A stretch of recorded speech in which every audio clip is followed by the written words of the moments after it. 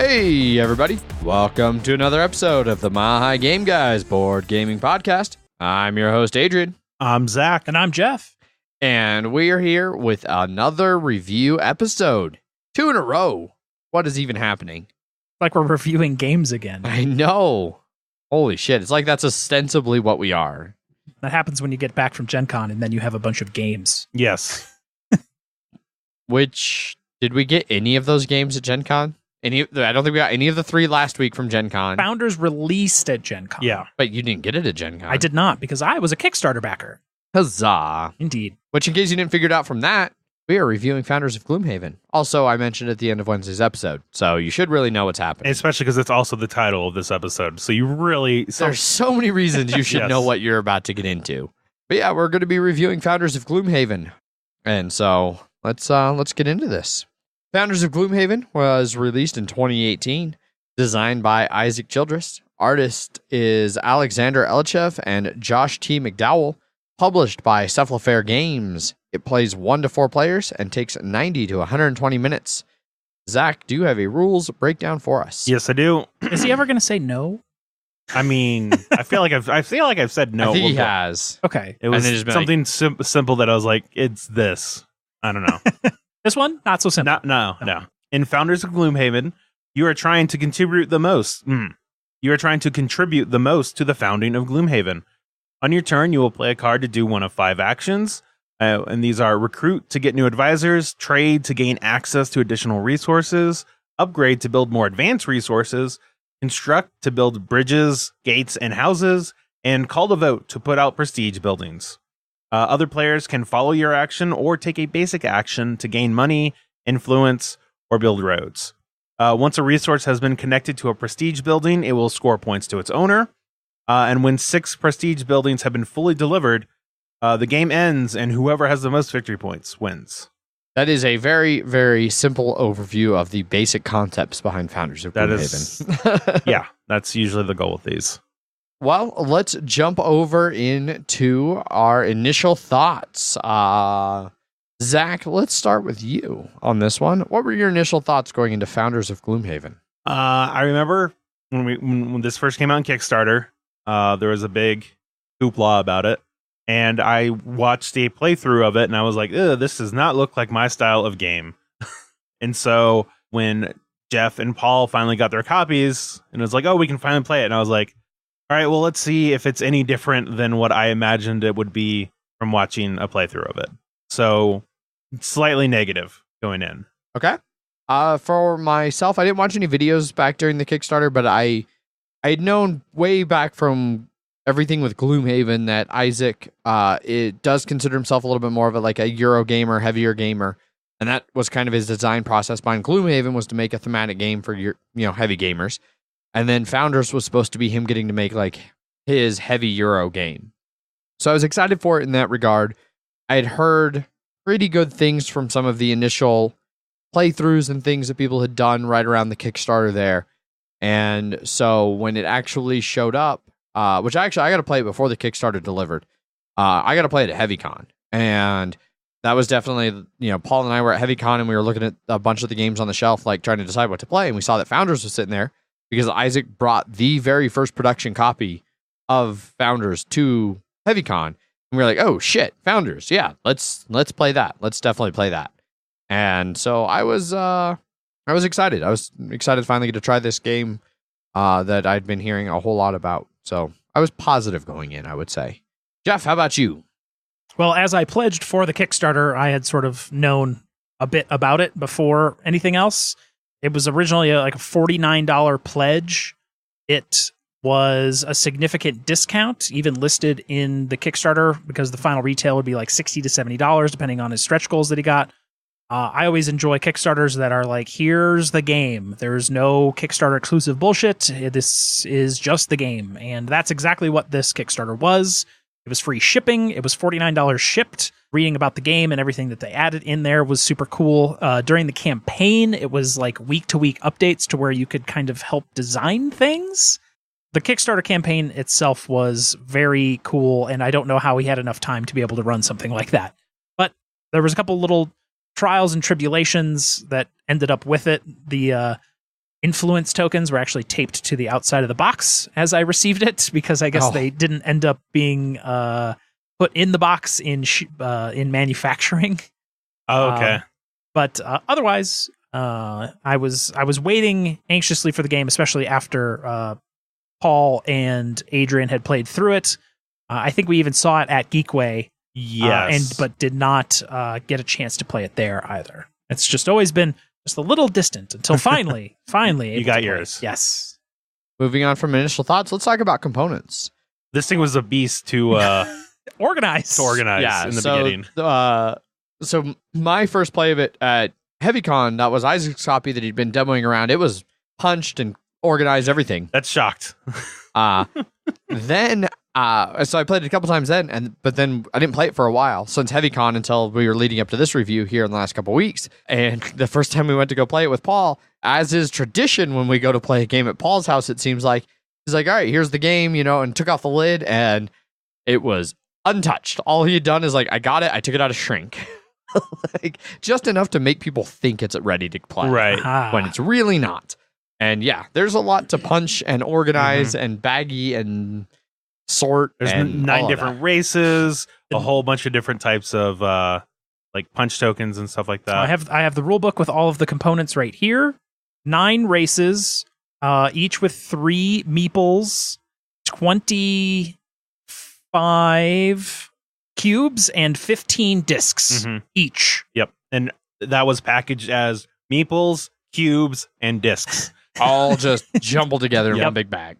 Yeah, there was a solid 30 to 45 minutes of punching and organizing before we even got to rules explaining and then playing. But it did come with all the bags that you needed, which is good. Yes. It wasn't just like, here's 3 bags, enjoy that. No. It had enough for all of the player races. Individually, the coins, the row. It was all when we got done playing, everything had its own bag. So everything that needed a bag had a bag, which is good. Yeah, I was actually really amazed at how well that worked out, because I'm used to so many other games where that never happens. Overall component quality is, I think, really good. The painted discs are all the painted wood components are all real good. There's I noticed one of Paul's cubes had a little nick shaved off it, but it's barely noticeable. And that's just wood. Yeah. I think in general, I saw one that had one of the discs was a lot thinner than the others, and it's just it's only something that Zach critiques when it's a splatter game, or a video game, more when it's a VTOL game. Yeah. I did notice a couple misshapen wood pieces, but they have all the meeples look real good. Relatively unique. Yes, meeples. Some of them are very, very similar, but some of them are very different. Yeah, based on the race, and they all have little ink drawings on the front and back, so they kind of look like a thing printed. And they matched the board they have, but the board, the color is the highlights versus because the board is basically just brown with a highlight of whatever their color is supposed to be.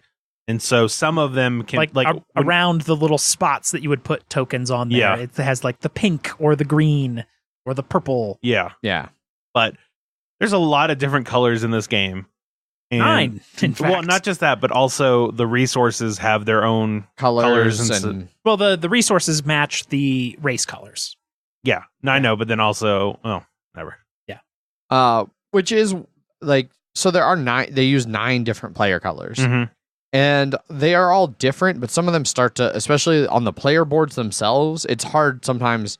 You'll hand people the player board, they're like, I think I'm brown. And then somebody else is like, I think I'm brown. Yeah. And then the third person is like, I think I'm brown. It's like, no, wait, you're actually orange. You're slightly gray, and you are actually brown. Congratulations on being correct. And then the bridges are it has a slight brown edging around it, or a slight yellow, or a slight green. Yeah. So it could be clearer. I think once it's organized, but just like in Legendary Encounters Alien, it was a bitch to organize, because there are things that look like they should go in certain things when they don't. But once you get everything all put together, then in the right spots, then it gets better. The cardboard quality, I think, is really good overall. Everything punched out really fine. There was no weird tearing or anything. No. The one thing I did notice in a couple of the playthroughs is, so as we'll get into a little bit more in the gameplay, you're placing these odd shaped buildings and things road tiles and houses and all of this out on this grid, and you're piecing them together. And there is one piece in particular that's like a U shape. The university? Yeah. And it's not spaced appropriately to fit something really easily in that gap. Yeah, we had to force it in. And I've seen that happen in a couple different games. It does not actually fit nice. Yeah. Super minor complaint that's you might not ever even have come up, but when it does, you're going to be like, huh. Yeah. When you have a thing sticking out and you have the university, you're like, well, obviously I'm going to put this thing right where that thing's Yeah, I sticking really out. want it because we've all played enough Tetris. We feel like those pieces have to go together. Yes. So, Bummer. Never had the university come up in any of my games, so I never noticed that. yeah. That is the only piece that has that shape to where they don't fit together. Everything else is they're not like looping around on Yes. themselves. There's not open spots where you're putting something in it or anything like that. So then you just end up with like there's nothing to hold them in place. So they end up kind of disjointed on the board. Somebody tries to put a piece down and bumps everything else. Yeah. Messes it all up. But yeah, I think overall cardboard's really good. Card quality is good. You don't really. It's Gloomhaven. It's exactly yeah. the same as Gloomhaven. In the plays that I've done, I have already sleeved it because I was noticing the player action cards were starting to get a little grimy, kind of how Gloomhaven does. I don't know. Using the Gloomhaven cards a lot, I've noticed they get kind of a filth on them fairly quickly because they're in your hand all the time. And I was noticing that happening immediately with these. So I sleeved them. Gotcha. Which solved the problem. I mean, yeah. I feel like trying to remember if the copy I played of Isaac's was sleeved or not. I do not remember. I would assume it would be just because it's the only production copy and he wouldn't want I mean, I want to say they were, but I kind of think they weren't. And then beyond that, Paul's copy is the only other copy I've played, and he didn't sleeve his. Granted, only been played a couple of times, but I didn't notice anything happening with the cards, at least not in that short time frame. It has a lot of nice custom cardboard player mats. They're not just squares; they have fine edges and like design in them, just like all of the Tetris-y cardboard pieces. Even the advisor/proposal board is all custom cardboard, so that's nice. Yes. Having some nice cutout pieces instead of just here's a square. Right. A lot of double-sided. Everything's double-sided. Everything's Everything's double-sided in this game. Which is really nice because I have played some games where you do this Tetronimo thing, but they're not double-sided. So like it limits how you can actually place them. You can't flip it over to make it fit a slightly different way, which is super annoying. There are so many components in this game that having them double-sided is very nice. Yeah. All the individual player gates and bridges are all double-sided to either or. That way you can have 3 gates or 3 bridges. And if you have 3 gates or 3 bridges, you've done something terribly wrong. I mean, depending on the map, but yes, probably. Yeah. The board is really nice. It's double-sided. There's a symmetrical and then a thematic side. We only played on the thematic side. I've never played on the symmetrical. I did a little bit of just kind of play around on the symmetrical for solo, but I was just like, this is for people that would piss and moan about it not being totally equal. Yeah. But the thematic is totally fine. Yes. Yeah. This isn't a game where you need to try and make shit equal. No. At least not in the start. There's so much room for pretty much other anything. things. Yeah. Freedom. Yeah. I do like that on the thematic side, they reference a large black square and reference nothing else about why that large black square is there. Wait, what? Yeah. There's in like between the middle and northeast section, there's just like a 2x2 black square that you can't build on. And they make no reference to what that area is, what that tile does. On the thematic? Yeah. There's just a No, it's just water. That's not water. No, it's not water. It is called a large black square. And in my rules video, it was like, and here is a large black square, which for details I cannot go into in this video. Yeah. I assume this has some reference to the theme, the Something in lore Gloomhaven. Yeah. behind Gloomhaven. I don't know. It's a pit. It's a giant pit. I don't know. It's just something it's the you can't Sarlacc. If we ever finish our Gloomhaven campaign, maybe we'll find out what that square is. Maybe it's a Sarlacc. we It's clearly a Sarlacc. will. Lots of components, and they're all good. Right on. Moving on from components, let's talk rules and rules explanation. It took me 3 solid games of this before we even once played it correctly. Whose fault was that? Multiple people's faults. I tell you, it wasn't my fault. That's for sure. Yeah, It wasn't Zach's fault, which was only for the third game. Zach wasn't even present for the first two. Exactly. The first game we played was somebody who claimed they knew how to play, and the main major rule error that we had in that game was the advisor deck was not split into 3, 2, and 1. It was just shuffled into a big deck. And almost all of the advisors that came out at first were tier 3 advisors. And so for most of the game, you couldn't even get an advisor because you didn't have tier 3 resources. And Isaac came by towards the end and he was like, those seem in a weird order. And we were like, yeah, like, and there's no mechanic to like wipe the board or anything. He's like, they're supposed to come out in order.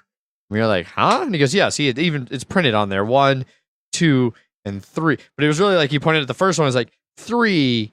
And then you pointed at like the third one and said 2, and then printed at the fourth one and said 1. It's like, yeah, those are not in order. Yeah, that should not be not in that ever. Yeah. And that was towards the end of the game. And that was the main mistake I remember from my first play. My second play, I think we played mostly correct, actually. I can't think of anything offhand that I know for a fact we did wrong in our second play. Our third play over with Zach, that was the one where we mistook the influence, fleeting, and lasting. We were just counting them as 1 each, regardless, which is not the case. The lasting influence is worth 2. There was a simple just mistake of somebody taking the wrong resource in the start that I should not have been allowed to have had. Yeah. It did not help me win the game. So ultimately that ended up kind of being a wash. And there was something else we were doing wrong in that game. The call to vote. Call to vote. Whoever called to vote got 1 bonus action, and not a bonus action for every card left in their hand. Bonus resource. Well, I mean, it's basically... You can take a money, build a road, or get a fleeting influence. Yeah. Basic. Yeah, I guess those are all the basic action actions. minus doing the worker. But you could get like 4 of them immediately. Exactly, yeah. Yes. Like call to vote. I get 4 influence that I can use on this call to vote. Which Correct. I had done at one point. So As did I. Yeah. And then I think after that third play, all of the other plays I've had of this have all been correct. I don't think we've really caught anything aside from like, caught like 1 turn later, like, oh shit, I shouldn't have been able to recruit that advisor because I'm just now building this resource. Yeah. Oh, well, I'll put him back, and instead I just took a money. And you guys got to follow on my basic action. I just feel But that's like such a minor, like, that doesn't really affect the overall gameplay much.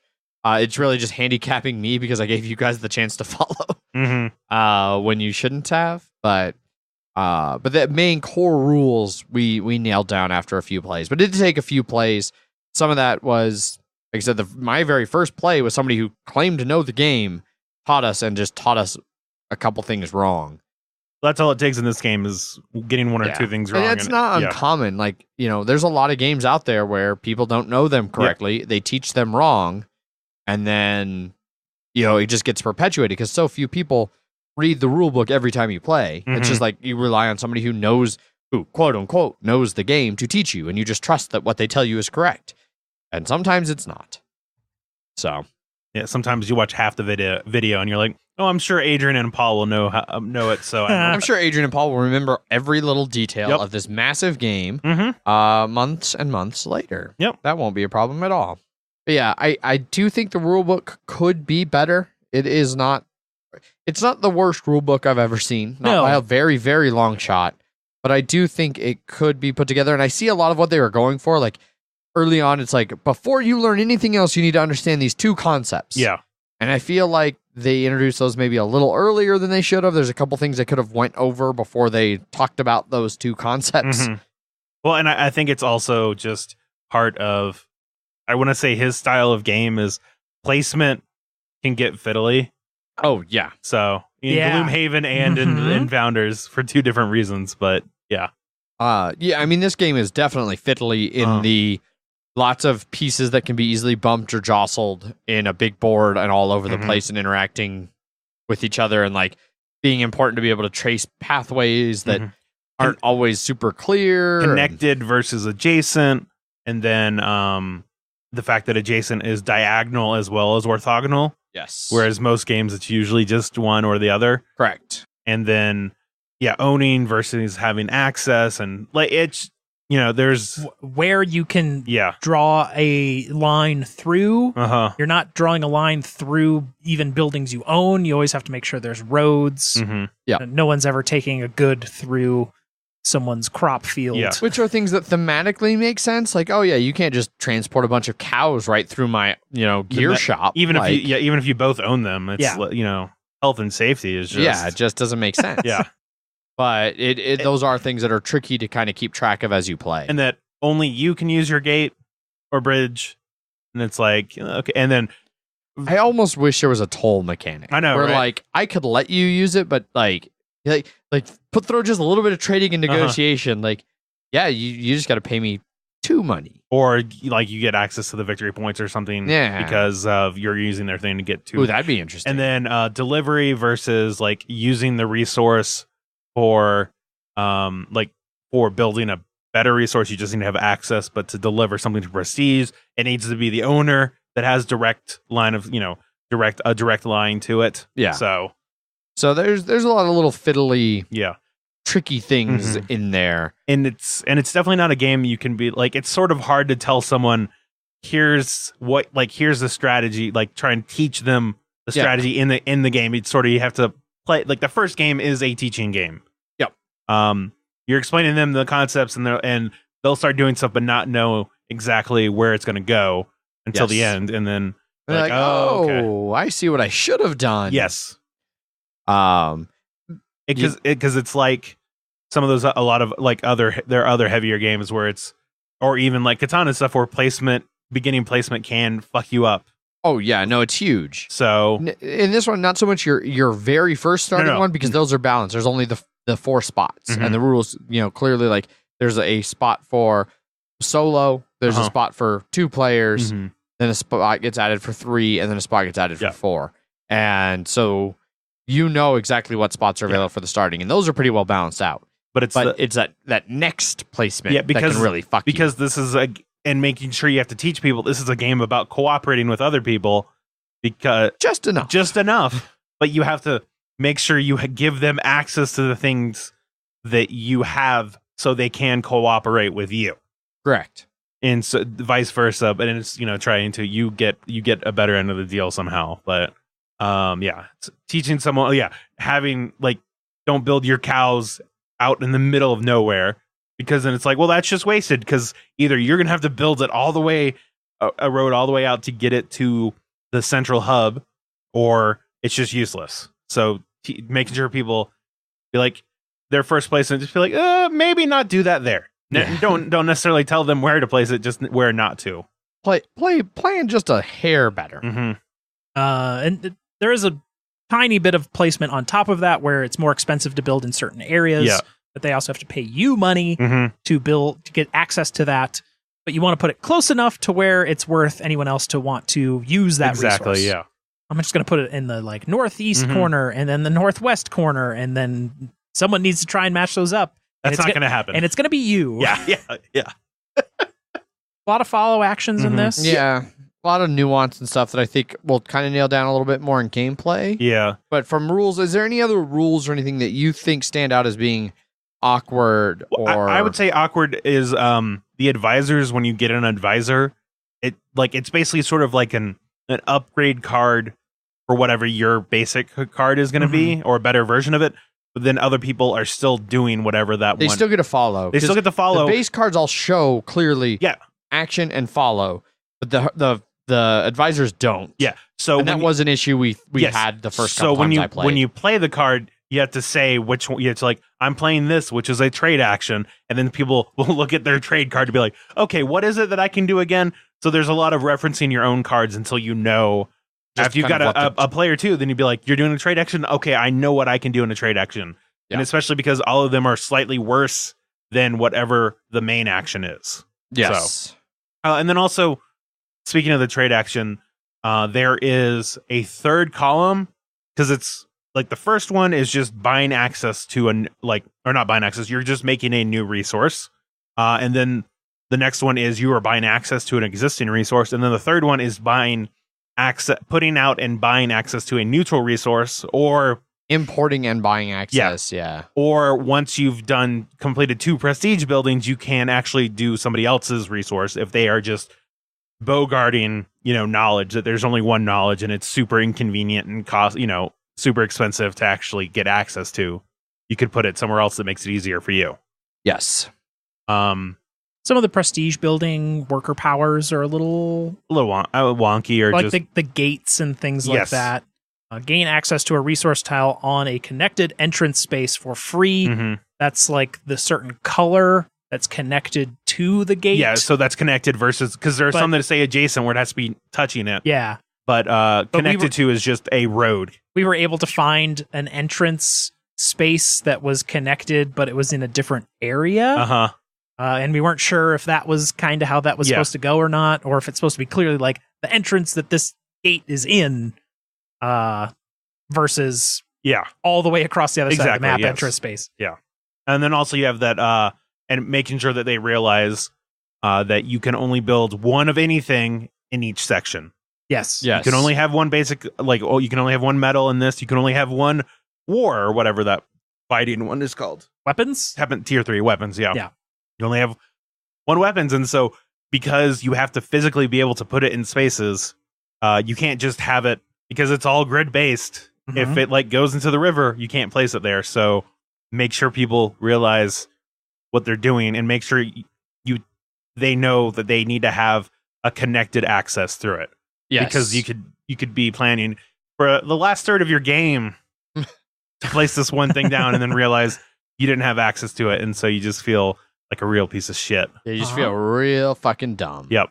As you should. Mm-hmm. That's what happens when you pull an Adrian. Yeah. You're like, I could drag this game out a little bit more. Oh Hey, no, now I'm third. Well, that's a different thing. That was Oh, that was different. that was listening to my inner Adrian, which I Ah. shouldn't have done, because I don't listen to the outer Adrian. So Second time I've heard that joke. yeah, well, Today or no, it's the first time for the listeners, Adrian. I know. No, I heard it yesterday. It was the Ah. first time today. Okay. No, he made the exact same joke when he was telling us about how that play went. Yes. So. Mhm. It went well for me. Yeah, no, I was talking about the first game we played, I see. where I tried to build weapons, and then I realized that couldn't. I didn't have access to the metal. Was blocked on the other side Yeah. from something, and so Womp womp. did you go down to gameplay? I think so. I think we move on to gameplay now. Gameplay. So this game, the two main, I think, core mechanics of this game is a hand management style Mhm. of card play reminiscent of Concordia. Yep, gaining new abilities through those cards. Yes. And a resource management delivery Logistics tile placement. that's very reminiscent for me of Great Zimbabwe. I've heard that from many people. Yeah, like chains of you need to have access to different tiers of goods to make higher level ones and Yep. things like that. And that leads to a game where there's a lot kind of going on gameplay wise. Mhm. And But it could also mean that it can vary from game to game based on whatever reasons, that maybe the tile placement's more impactful, or the cards are more impactful, or just tiny, whatever little tiny decisions people make in those first couple turns, then snowball yeah. into later turns. It's I think this is what I think of when people talk about emergent gameplay. Like, a lot of how this game is going to play out is Mhm. based on what you do early, which can be tricky because early you start off with your race and you have two resources that are your resources that Mhm. you are in control of, those base ones, no You matter own- what. well, and you own them And you start off with one, which is on the board. Yep. well, not just that, but you the Vermlings, they have wood. They're the only Yeah. people that have wood. If Vermlings are out, they control wood. And then everybody's going to choose one more resource Yes. that is unique to them this game, But might not be. but in not be. future But they games. have you have certain restrictions, so you can't basically monopolize. Yeah, you can't. You can't monopolize an entire chain of goods. So you get all the victory points. Correct. Adrian. But so really, one of the first things you have to figure out is when the game starts is what your second resource going to be, because You have to make sure you get one, obviously, that you can actually take, but then trying to figure out who's on the board, which ones they have already, which ones you want to play with. There are some that are more solitary or more self-sufficient, like gems to ring, gems to jewelry, or Crops to food. Mhm. Both Yep. don't need anybody to get to Uh-huh. that second tier. If you have Yep. the first tier, you can build the second tier Yep. yourself. Or if you have stone, the only thing, like, because a lot of them they'll contribute to a second and a third tier, but stone is only for wood or only for walls, and that's it. And that's just a second tier. It Exactly. doesn't. Stone has no third tier resource. Yeah. And so you got to kind of take those kinds of things into consideration. Because it's a game about cooperation. You want to make sure people are actually going to cooperate with you. Because if you just grab gems and stone, people might not want to have much to do with you. Yeah. Which could be an interesting strategy. Then it's going to require you to be careful with your money because you're going to need to buy access to their resources Exactly. a lot. But they're not necessarily going to have a lot of reason to buy access to yours. So Mhm. you will control your streams, and hopefully you can sneak in on theirs because only the base resources are permanently accounted for. Like, I own all 3 of the cattle no matter when or where they come out. Yep. And then maybe I own all 3 of the food no matter when and where they come out. Crops. Crops. But then when you get to those second tiers, if I buy access to your first tiers, I can use that access to open my own second tier. Mm-hmm. And then you would own that one. and then I own that particular Yep. building. But then as things move along, if somebody wants to open a third tier, and there's maybe in one region I own a second tier of this type, and in a different region you own it, and Jeff has access to both of them, when he goes to make the third tier, he gets to choose kind of where that falls down the chain. Because when you build a tier 2 or tier 3 building, you're going to get victory points. They send points back But down the stream. Yeah. Yeah. You don't get victory points. It's the people that helped contribute, or the buildings that help, resources that help contribute to you building this, those get points. Yeah. The owners of. So if you build gears, it's the people that own the metal resource and the people that own the knowledge resource are each going to get a point. Usually you're going to own at least one of those, but Fingers crossed. but you could technically build one without. You'd be like, because you want to own this new resource, Yeah. and maybe you're the first one that gets to it. Yeah, you buy access to metal and you buy access to knowledge. You build that thing, the other people are going to get a point for it. So, And you don't. yeah, But now Until you own- later, hopefully a third tier, Uh-huh. or you deliver to somewhere. Yep. And then you get those points, and every time you score points, they flow back down the chain. Yep. So, if a third tier delivers to a prestige building, the third tier person gets some points, but then they got to give some points to the second tier who helped supply them, and then that second tier has to take some of those points and then pass them on to the first tiers. Yep. Which is really where you want to try and that's where the logistics comes in of you want to control as much of that chain as you can. yes, Mhm. It's like you want just to be like, here's your 1 point, Jeff, Yeah. while I take my 8. exactly. Yes. And there's one thing we did miss in components. There is an ownership board that you put your cubes down on Yes. for what you own and what you You have have access access to. to. and then it also lines out how everything techs up. And there's a quick reference sheet on the back of your resource card that your race starts with. yes, unless you're the Aether. Aether, because they just start with 2 resources of just random amounts. Yeah. They or were random ones, but they were the last Kickstarter stretch goal to unlock. that's why there are 9 races Yeah. to just 8 resources, because Yep. they don't start with a resource. Yep. They just get 2 Yeah. of the cards, and that's it. Which we don't typically do races the way the rules say to do races. So the rules say to determine start player, and then that person gets to choose from all 9. Mhm. And then you pass it to second player. They choose from the remaining 8, 7, 6. Mm-hmm. And when you play that way, if you choose the Aether people, you choose your resource first. Yes. And whoever controls, whatever race controls that resource, they're taken out. Yeah. We did that in our game. Okay. In all of our games, we've done shuffled up 2 and pick 1, or in a 3-player game, shuffle up 3 and pick 1 of the 3. So that plays a little different. Yeah. Each race does have a power. If you use the workers, If you use workers, it is a variant to not use which the workers. which they say to do in your first game, but we didn't. Yeah, do that. the workers are very light. And they don't come in and until halfway through the game. Yeah. depending on the game, maybe not at all.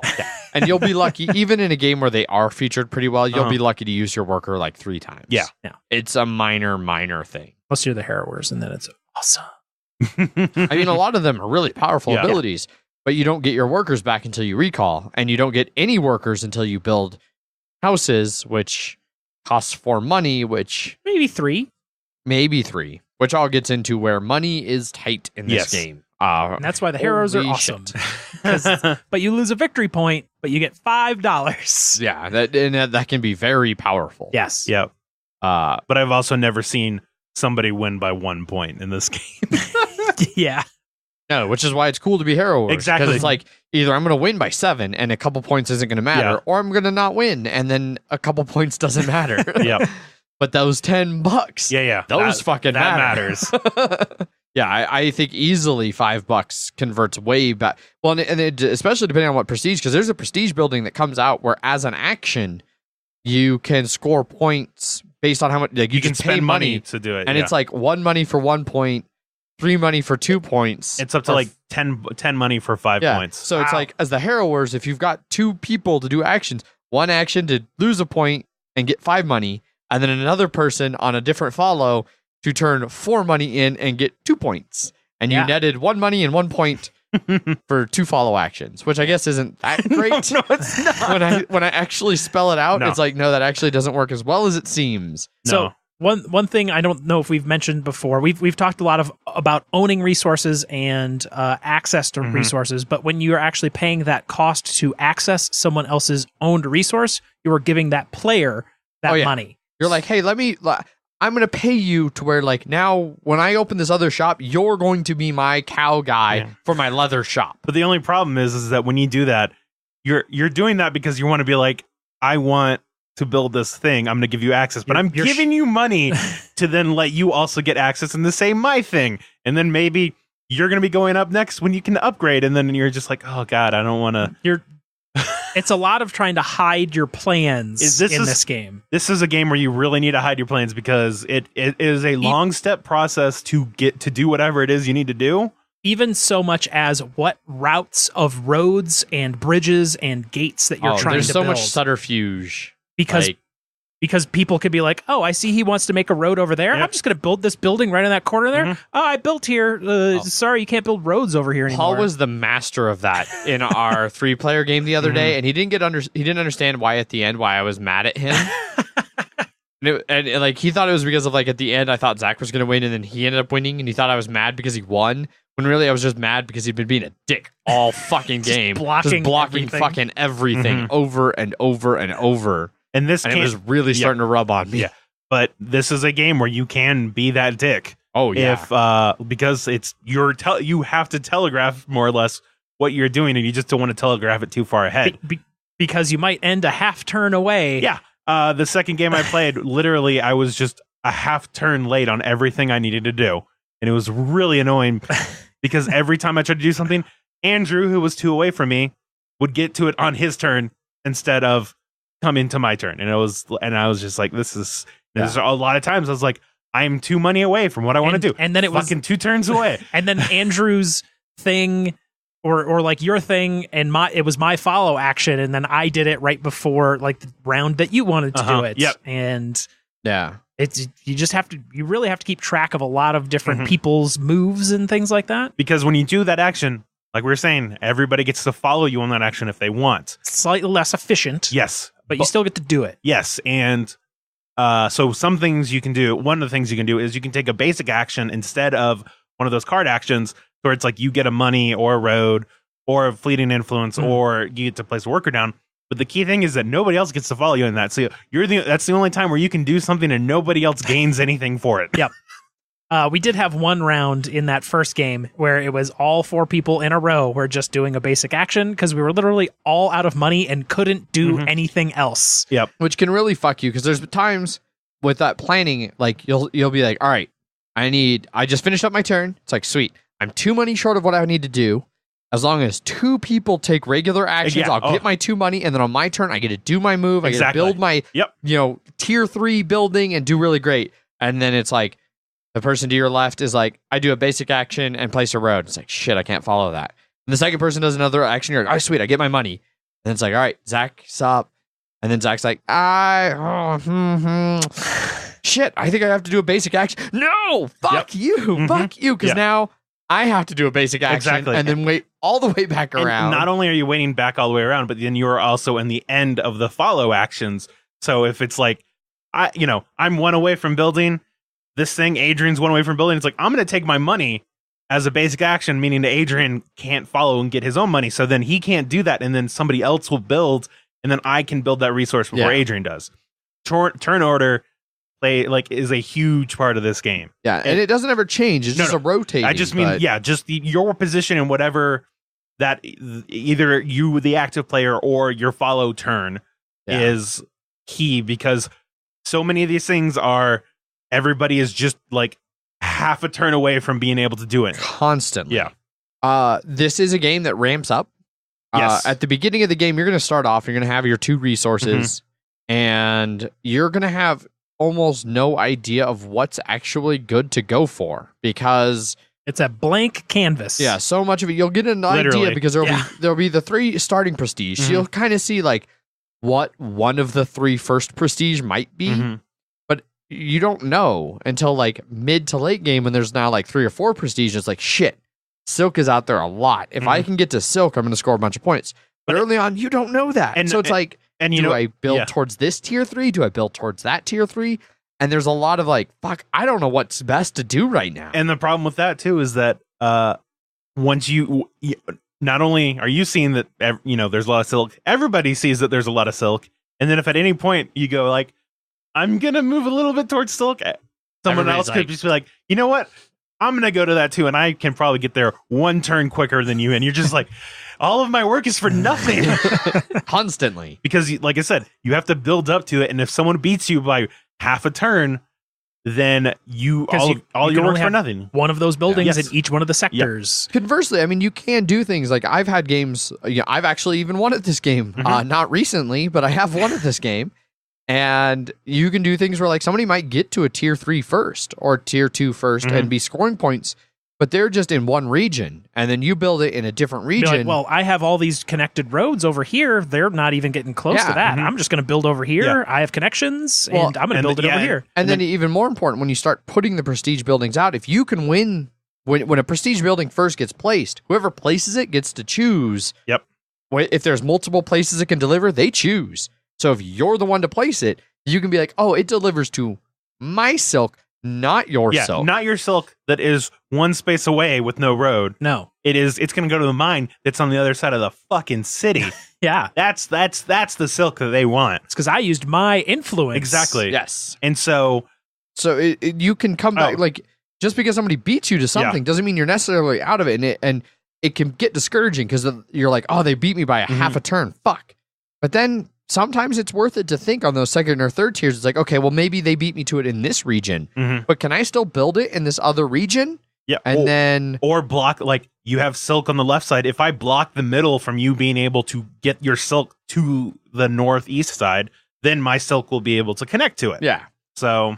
Yeah, and there could be a lot of room for blocking and screwing people. Like, in one of my first games at HeavyCon, I built a bridge in an awkward spot on the river where it's like, I was planning on building a bridge and then placing a road like on the next follow to like make a little chain across. Yeah. It was like at one of the bends, but it left it open to exactly what happened. The next player saw me do that and went, yeah, I'm going to construct and I'm going to just put this building right here. And now your bridge is a bridge to nowhere. Yep.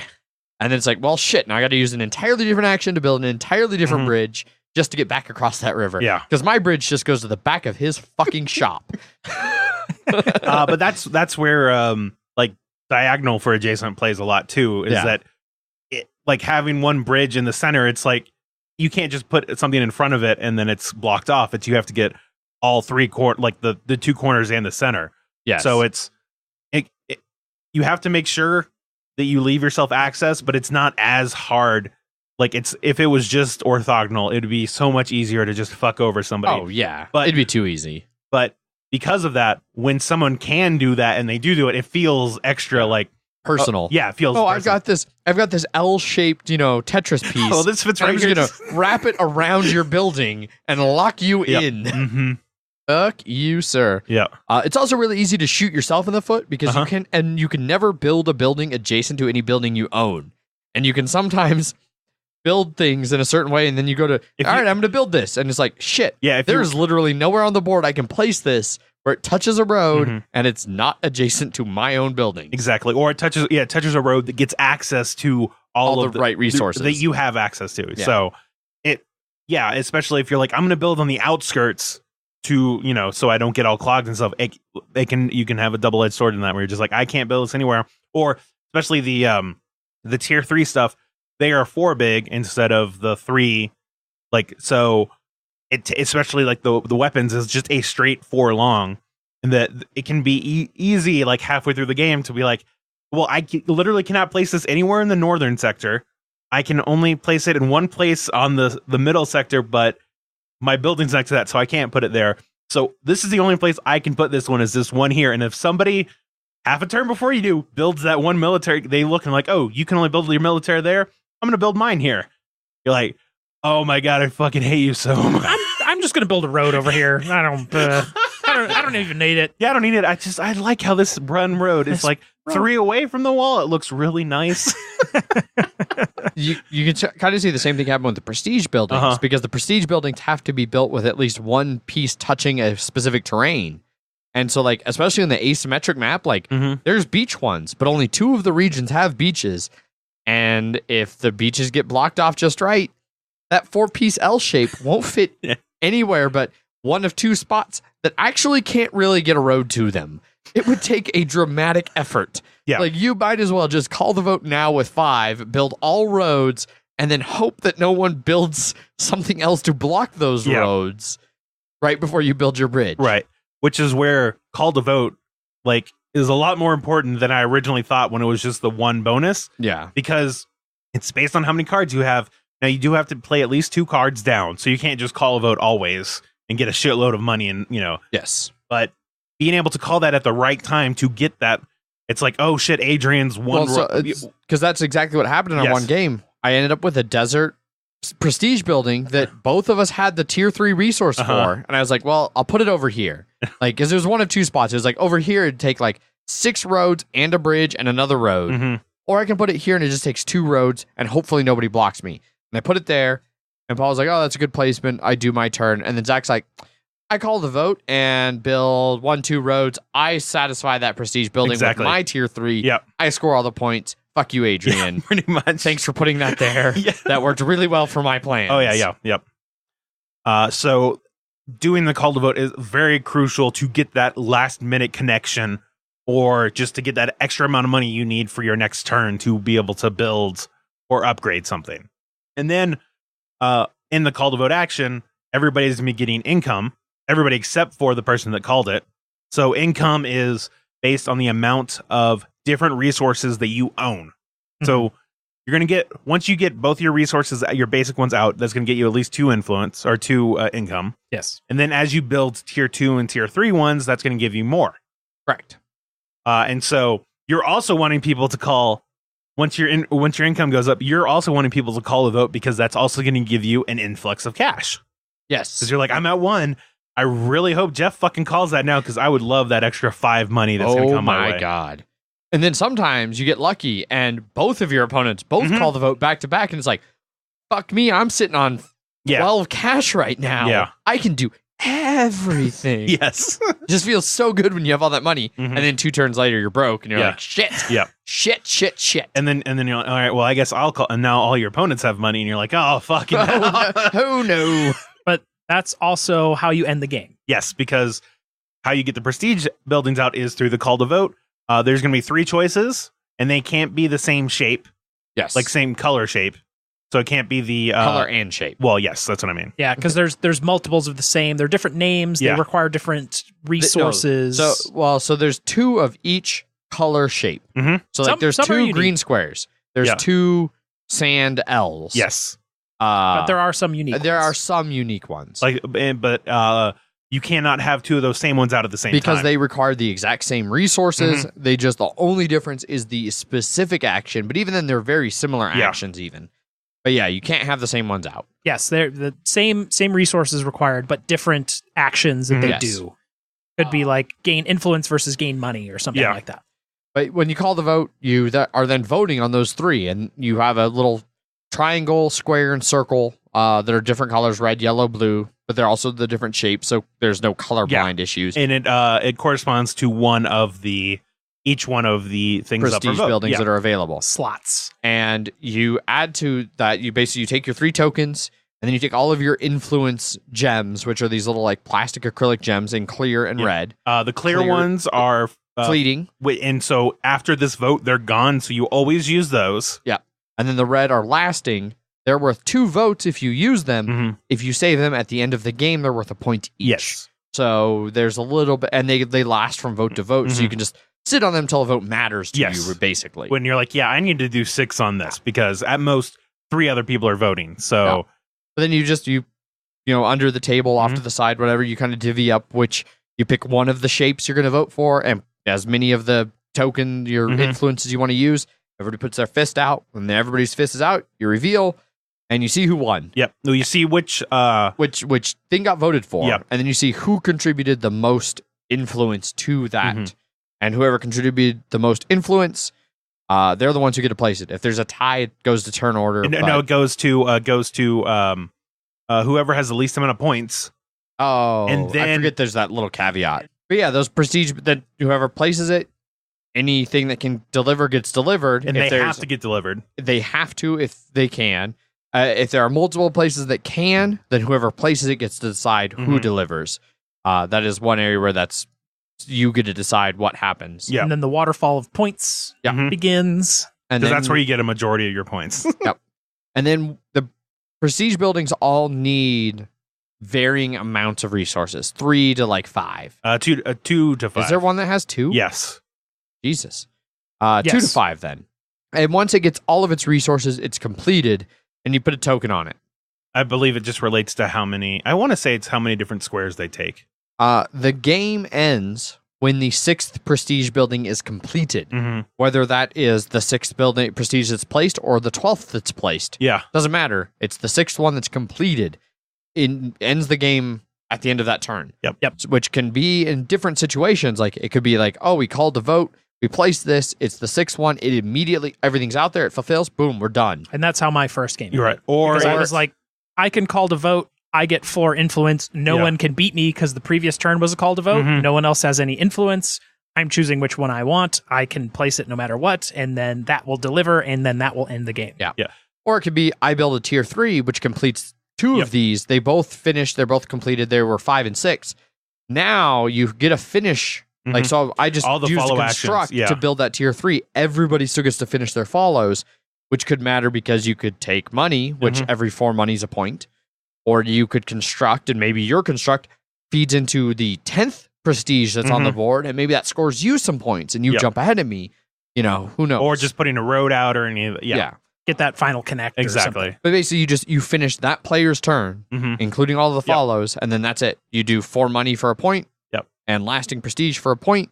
So technically, it's there's not a uniform amount of rounds, but you're doing so many things in this game through your card actions and follow actions and basic actions that it's like, oh, Adrian did 76 things where Jeff and I only got 75. It doesn't.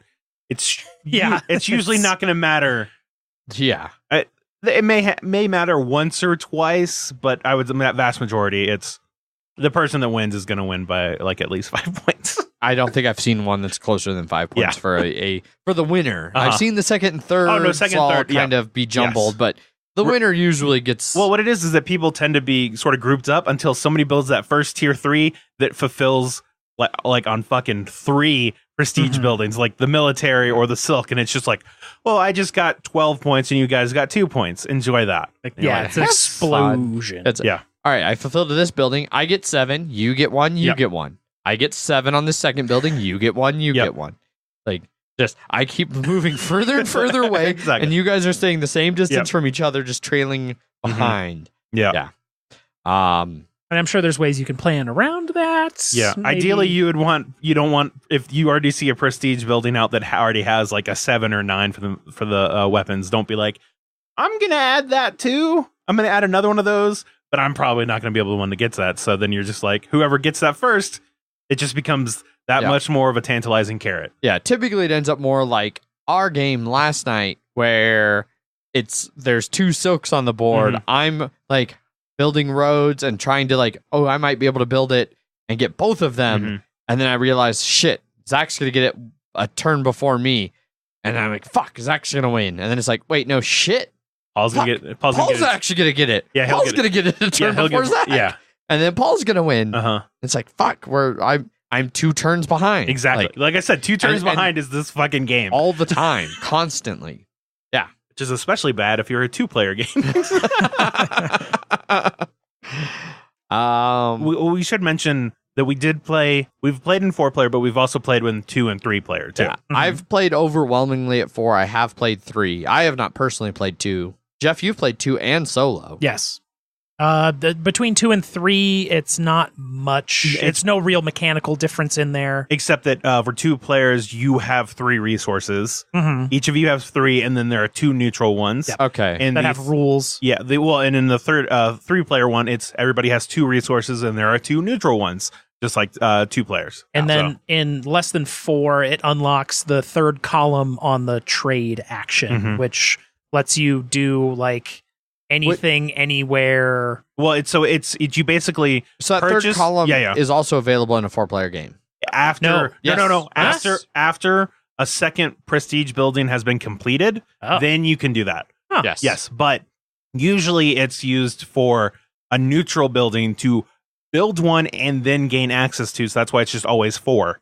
No, even if you put it on the cheap on an Okay. entrance, it still costs you 4 because you are paying to get it built and then also to gain access to it. Yes. And then it's the neutral building owns it, so you don't get extra points for that. And then Right. like And in fact, neutral buildings end up costing 2 points, so they siphon Yeah. even more points Yes. off of your higher level stuff and your prestiges. yeah. Neutral player sucks a lot of points out of the game. And then also with 2 players, you do get another card.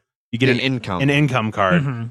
which because you do not have nearly as many people calling a vote like you do in 3 and 4 players. Correct. So it's just another way to get an extra, get some more money, and then also it lets you follow with just any action too, which is pretty. The one thing we did notice in the 3-player game, and I'm sure you noticed maybe Jeff in the 2-player game, because there are neutral resources and because advisors require resources, like you have to have access to a resource to recruit the advisor that has that resource.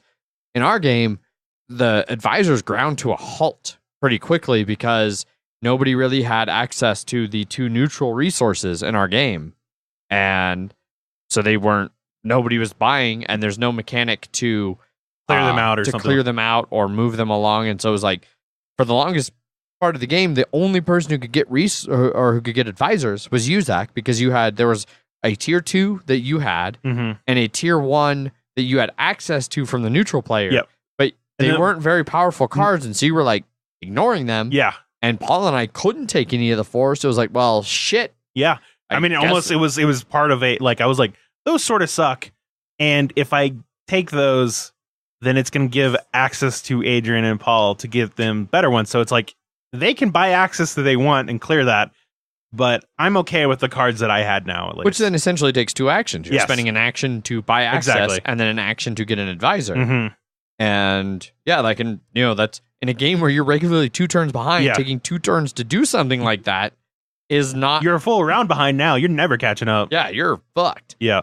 That was one issue that I think explains why on BGG it is just overwhelming play founders at 4. Yes. Like, I enjoyed 3. Mhm. I thought that it felt different, but that aspect, it basically takes a good chunk of the hand management, card management out because you're not playing with many of the advisors.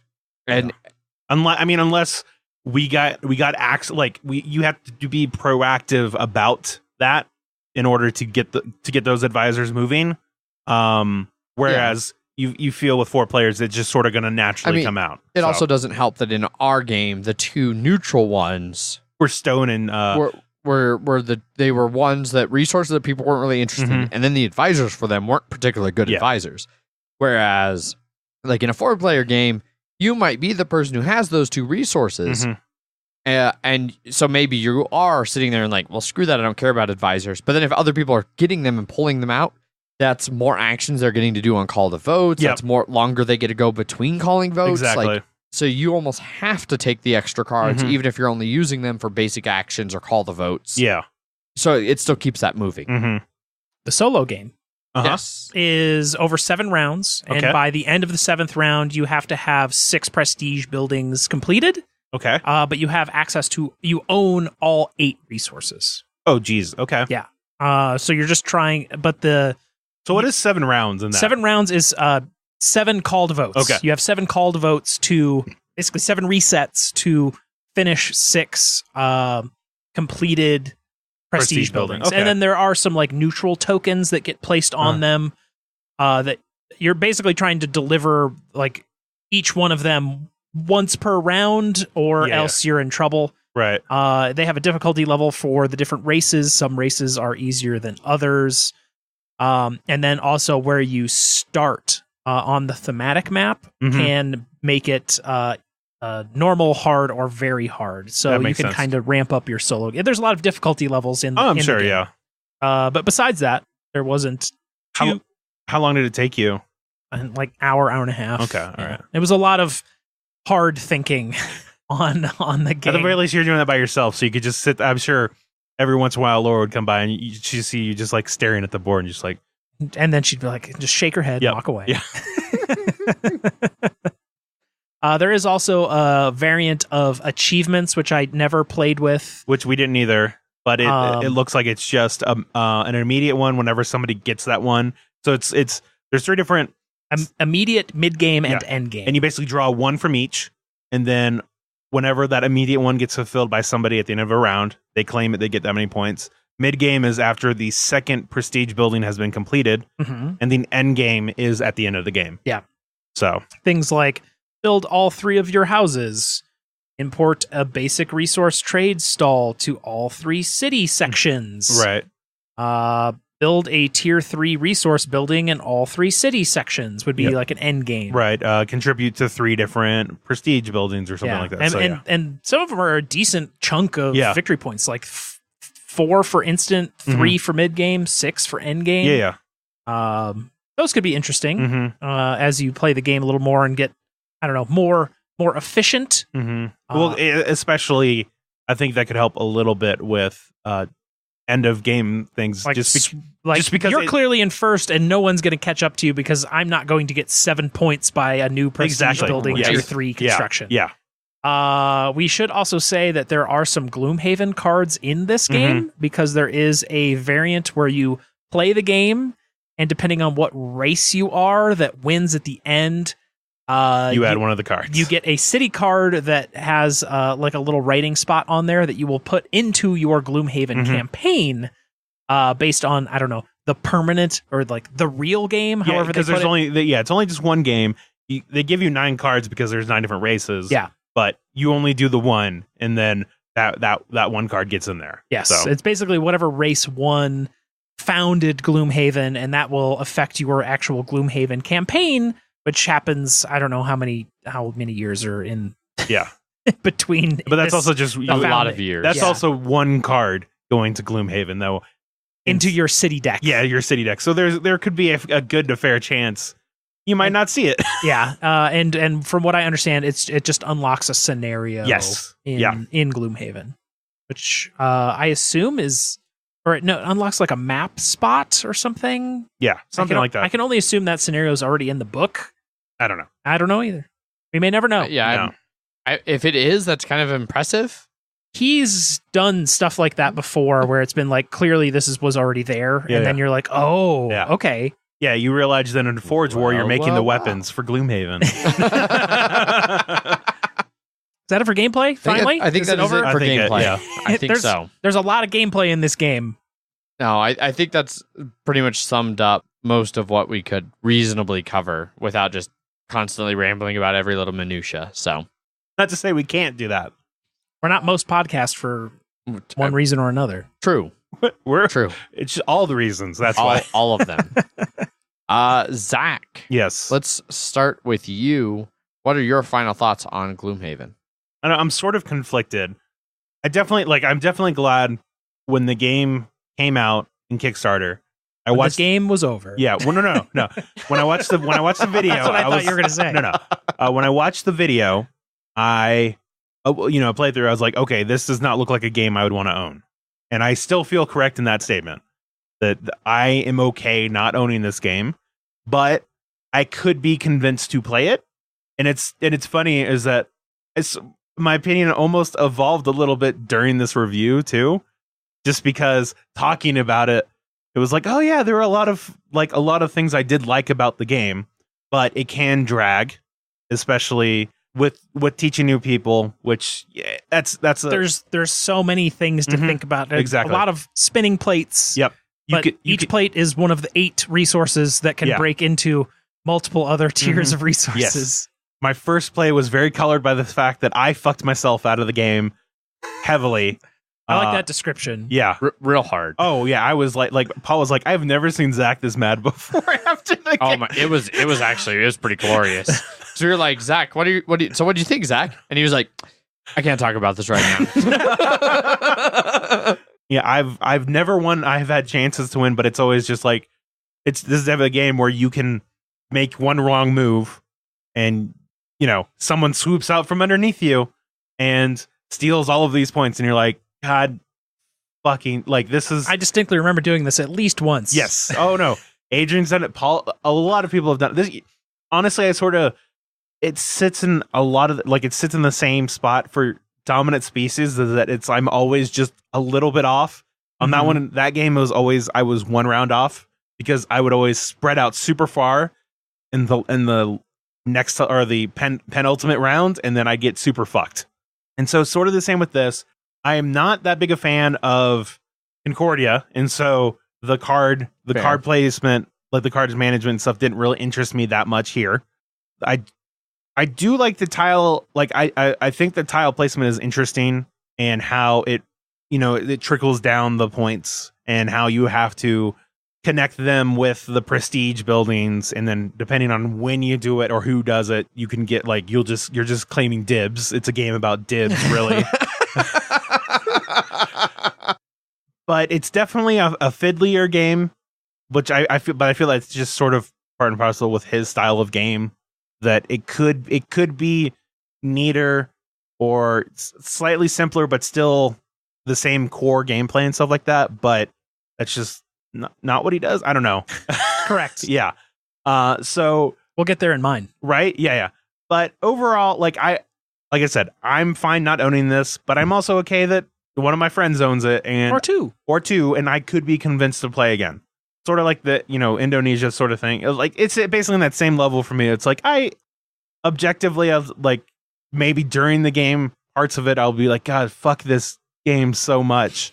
But then afterwards, talking about it, or, and talking about some of the experiences of having in the game, it's like, oh no, I remember a lot of these things fondly, and I do like how interactive this game is, which is always really important for me, especially for a non-interactive game. Yeah, because it's the placement can I would say this is a very interactive game. Well, like you're not being like, I'm going to play this card and fuck you. Yeah, it's not like I'm going to destroy your building. Kind of interactive. No, and it's still very interactive. Yes, but it's not a fuck you game. Well, it's not even just fuck you. Like there's not direct. Your interactivity comes one tile at a time as it creeps slowly closer to fucking you, instead of just an instantaneous like explosion of, I'm going to take 7 money from you now, and that's my money now. Yeah, like I said, it's the game of I called dibs first, and you're like, you motherfucker didn't see the car, so I couldn't call shotgun. The game. For me, oh man, I have so many thoughts about this game. I want so hard and so bad to love Founders. I like the card management from Concordia, or reminiscent of Concordia. I love the tactical, strategic kind of blend in the resource management, delivery, logistics game, and the spatial placement of Zimbabwe. And I really like, in theory, what Isaac did putting this together into Founders. I think he did a great job of combining all of those things into a sound game. I think it's a mechanically sound game. I think it's a good game mechanically. It does, in my experience, tend to drag on. It doesn't always, but it does often enough that it's a problem for me. It drags earlier because the ramp is I crazy. just mean like the games themselves. Like they tend. It says 90 to 120 minutes on BGG. The first time we had a game that was like an hour and a half, it was like blessed relief. Well, it was that we had one that was short. It was a 3-player game. Yeah. I think it's closer to at least 30 minutes a player, if not more. I would say. I mean, I would say 30 to 45 minutes a player. Yeah. With 3 players, that's right in that 90 minutes to 2 hours, 2.5 hours with 4 players. Yeah. So, and learning. Yeah. But then it just regularly feels like it drags on.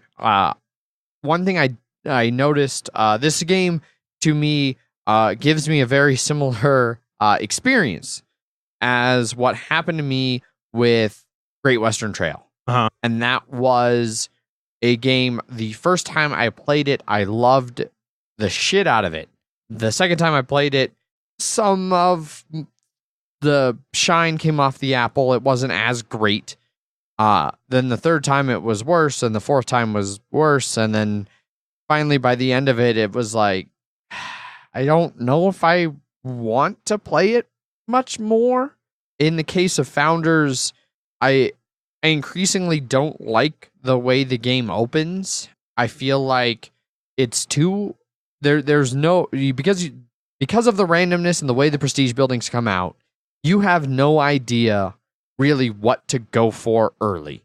It's just kind of building ad hoc networks and tier 2 buildings and just hoping for the best based on what 3 prestige buildings are out there initially. But even then, you might just get screwed where what happened to me in one of the games, of the tier 3 buildings that are available, there's only 4 of them. The one I was really locked into was the one that got scrapped a bunch early before I realized that was the one I was going to be locked into. And so at the end of the game, it was the other 3 that everybody else had that were the ones that kept coming up in the prestige pile. And we didn't make it long enough to shuffle the deck to where mine could come back out. And it was just, I kind of felt like, well, shit, unless I just start buying access to other people's tier 2s to build my own tier 3, in which case it's still going to flood points down their way.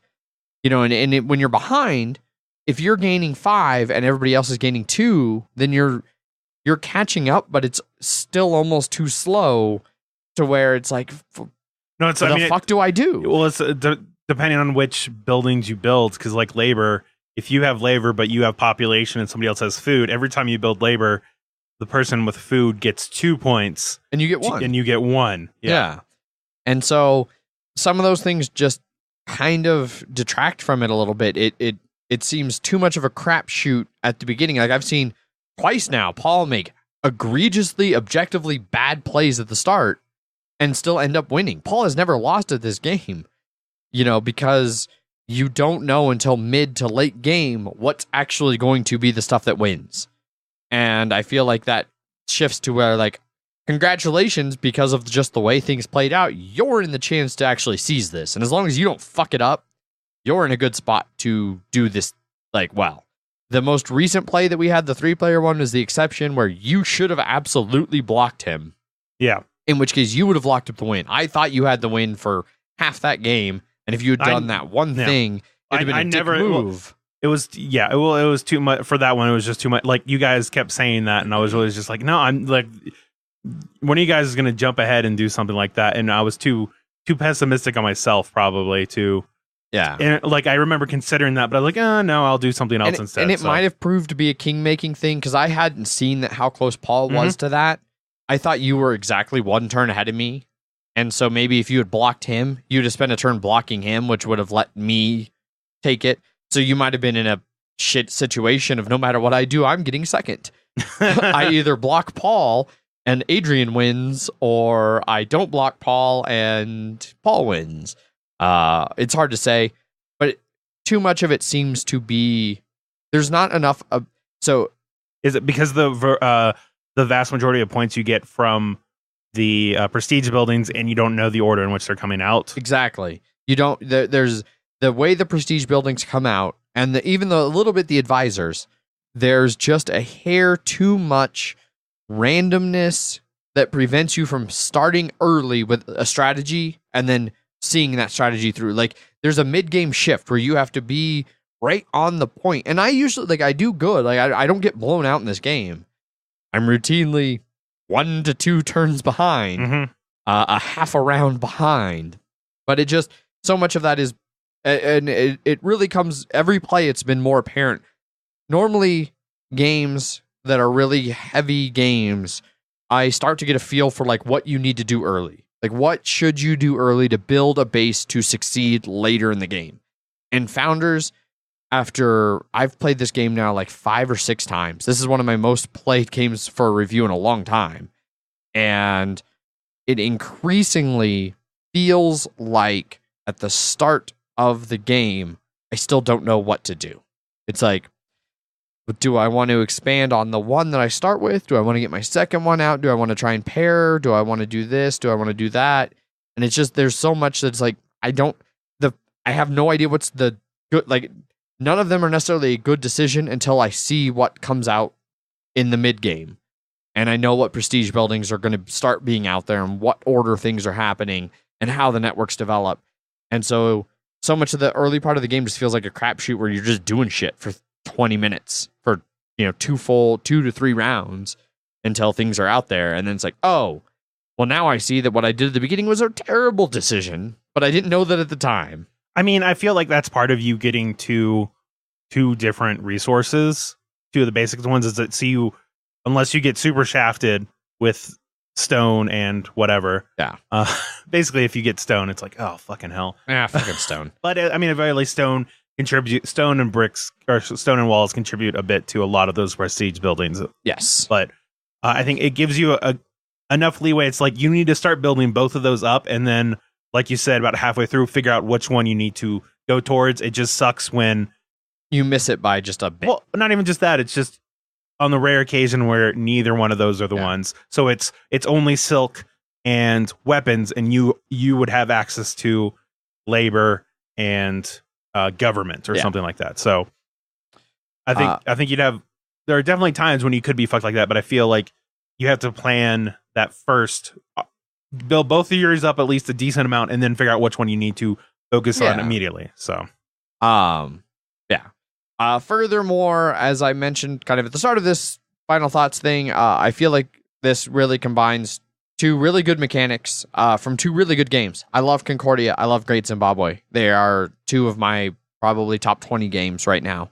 And as I play Founders more and more and more, I start to feel like I'd rather play one of those other ones depending on what mood I'm in. If I really want the interesting hand management, card buying, deck building experience, then I'd rather play Concordia. If I want really cool logistics and tile placement and spatial puzzle, then I'd almost rather just play Zimbabwe, both of which play solidly in an hour and a half to 2 hours, whereas I feel like Founders is more 2.5, 3, 4 in some cases.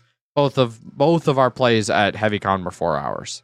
I feel like that one I wouldn't consider that as much. I'm taking them with a grain of salt, but I am noticing more and more that I play that it's just like I feel like it's not more than the sum of its parts. Like some games are. Some games you put 2 basic things together and you get something great. This, I think they put 2 great things together and got something okay. I don't dislike Founders.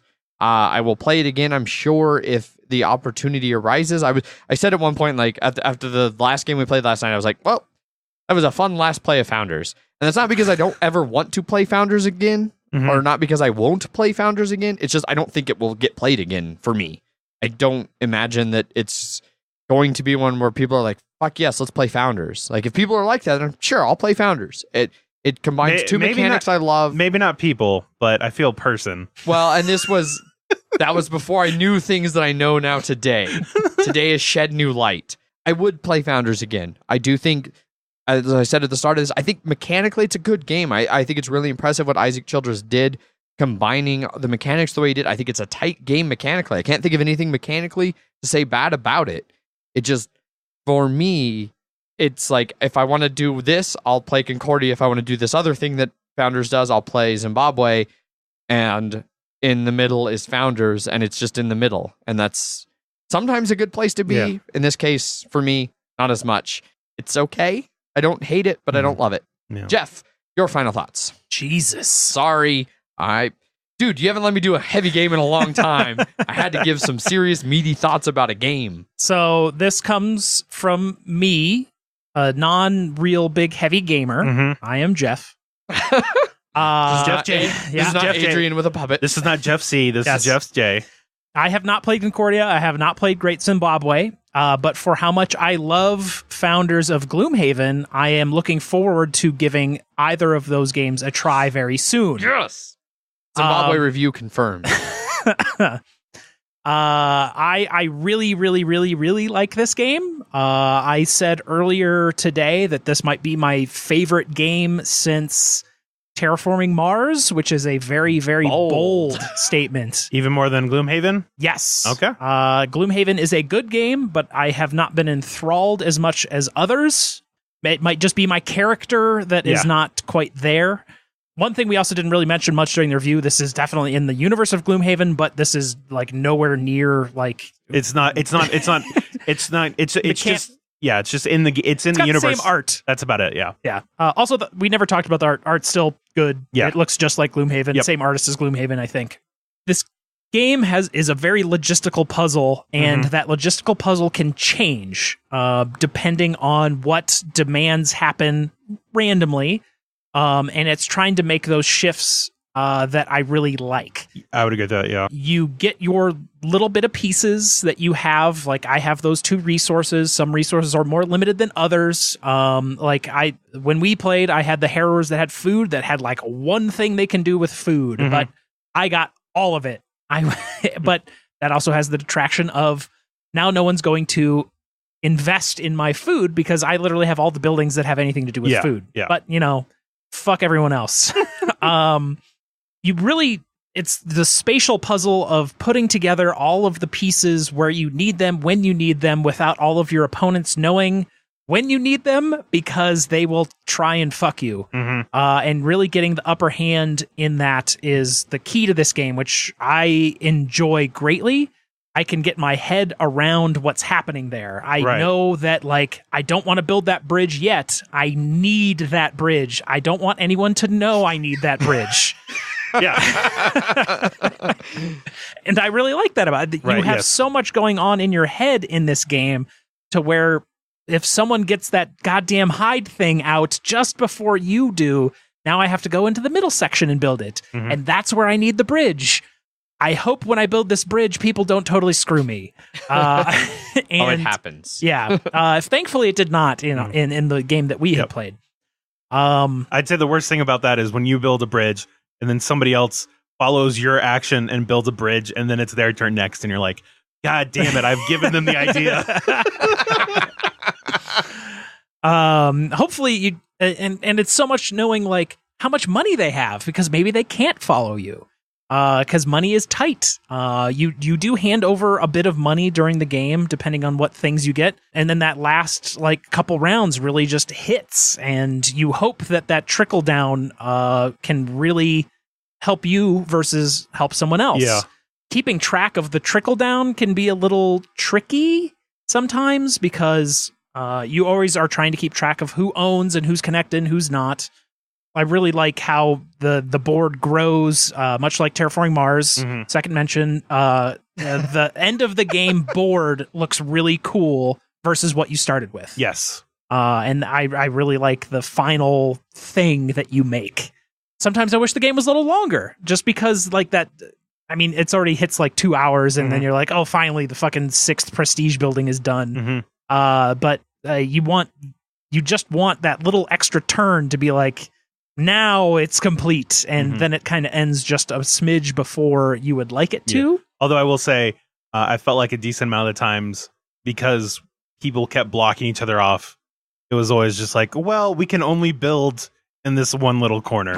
Yeah. And that's it. So it's like, all right, now I can't build this thing unless I spend 5 follow actions building roads around this horse shit over here, and then build a gate, and now I can get to the eastern half of the northeast section Yep. and build anything. Mhm.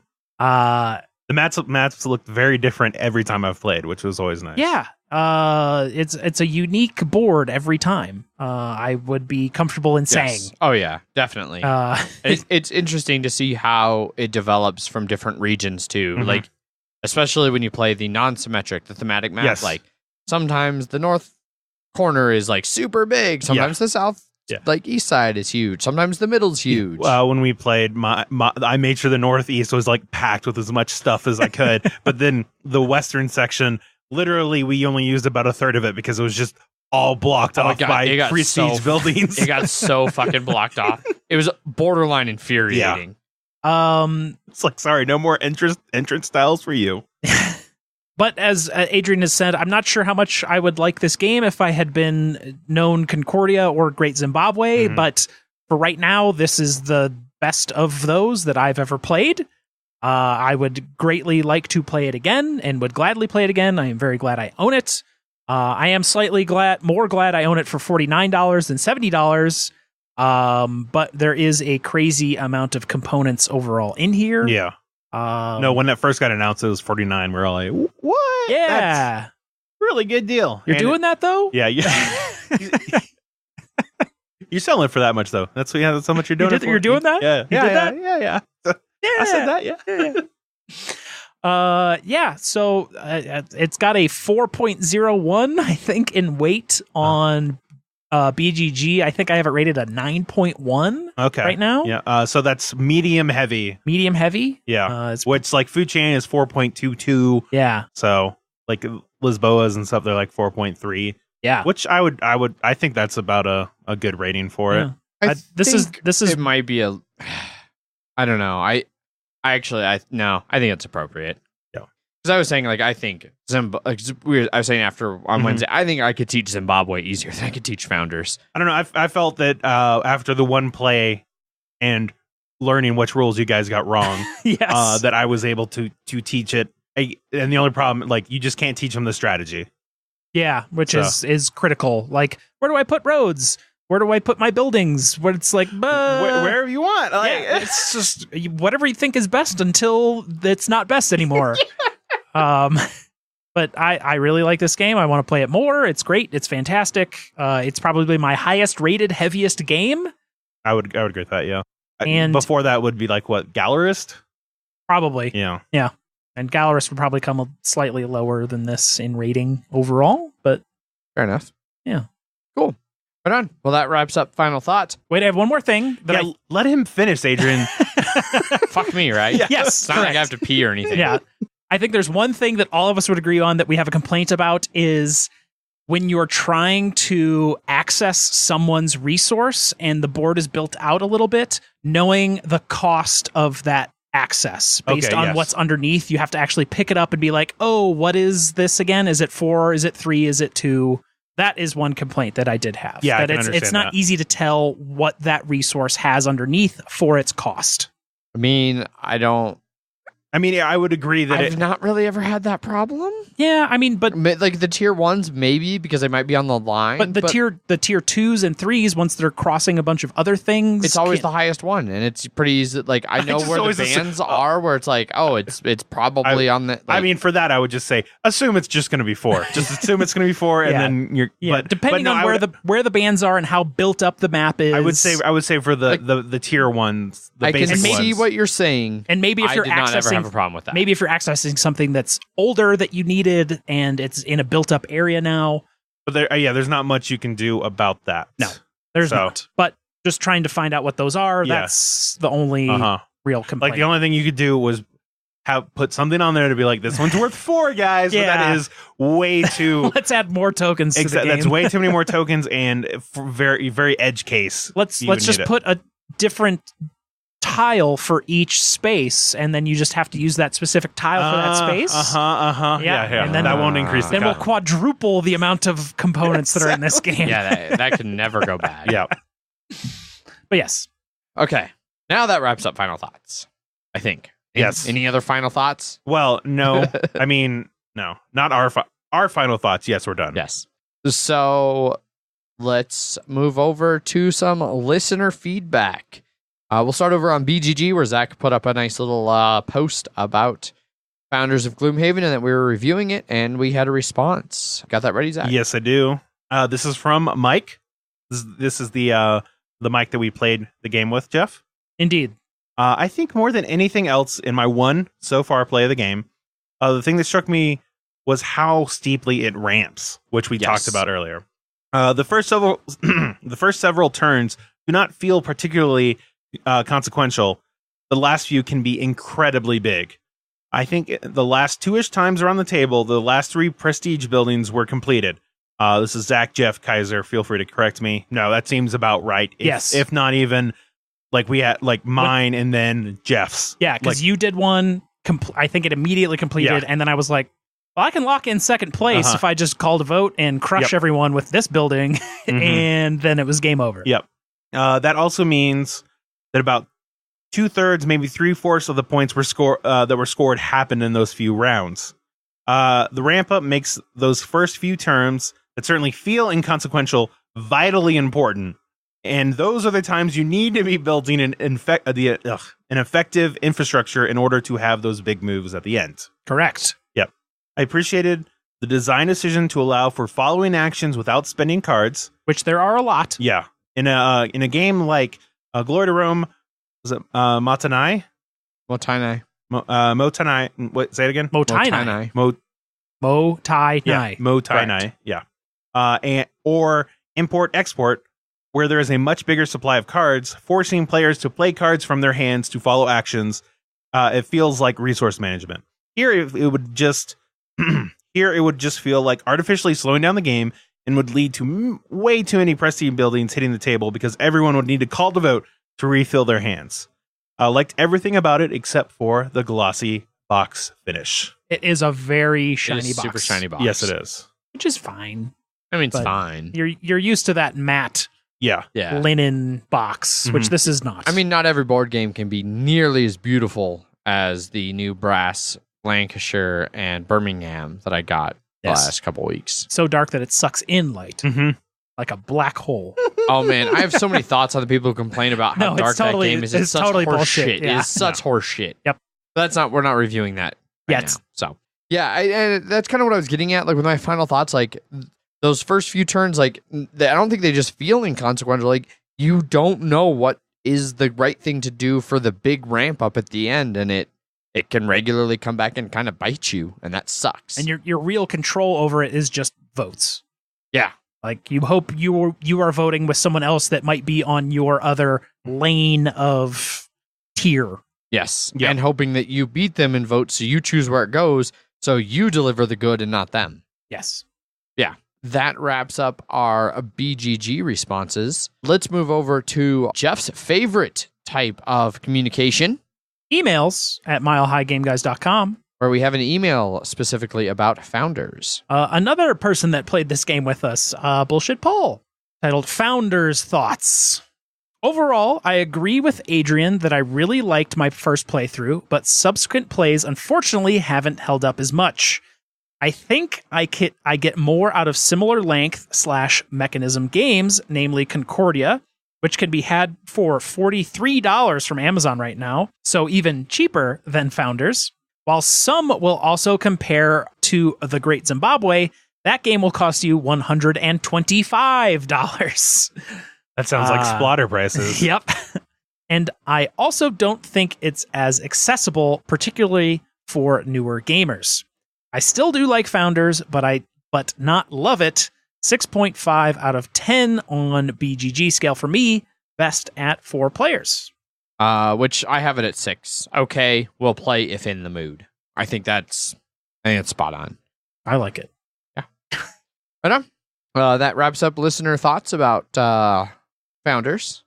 If you listened to this review and heard the contention, which there wasn't really much of. We're in some Twilight Zone episode here where I liked the heaviest game we've reviewed in a long time. And fucking bonkers. And all of the crazy heavy people didn't. Although, to be fair, you're regularly the closest to me in terms of liking heavy games. You like things like Twilight Struggle and Gallerist.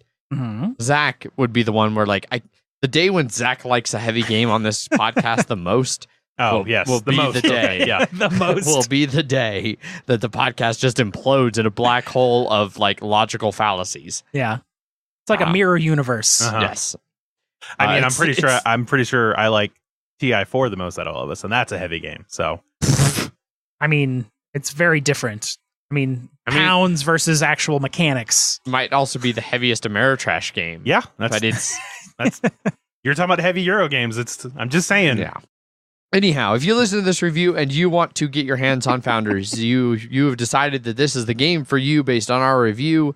It is available-esque.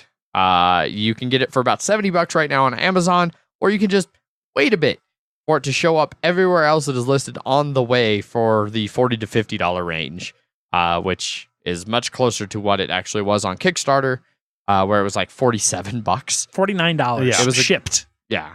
I would say with wait shipping. for that price. Yeah. Not sure if it's a $70 game, Yeah.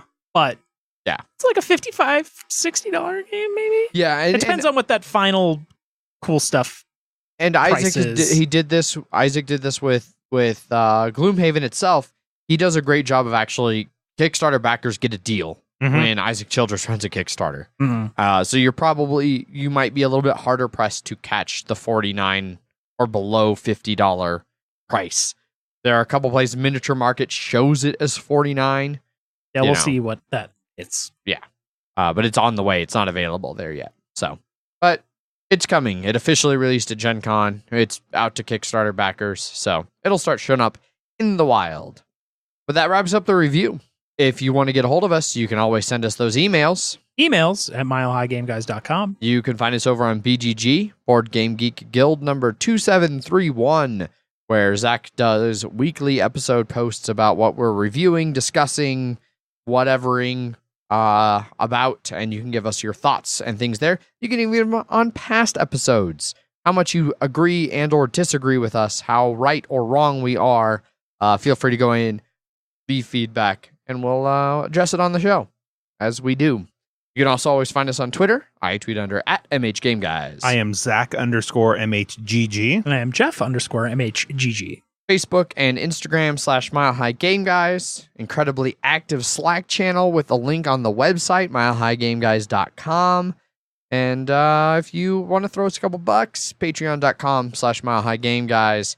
I feel like I've mentioned that several episodes in a row, so maybe I'll take a break. I don't like to shove that down our listeners' throats, but we do really appreciate the support.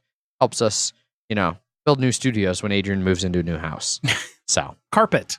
carpet. Carpet. Carpet is clutch. You have helped us pay for carpets recently. Correct. So, thank you all. We really appreciate everybody who listens, who interacts with us on all of those aforementioned spaces and contact places. Y'all are great. Hope you enjoyed the review. It was good to get back to a nice meatier review. I liked it. And hopefully we'll have some more coming up for you in the near future. Root. Yes. Till next time, though, I've been your host, Adrian. I am still Zach. And Crackheart should have been in this fucking game, Jeff. Bye. Bye. Bye.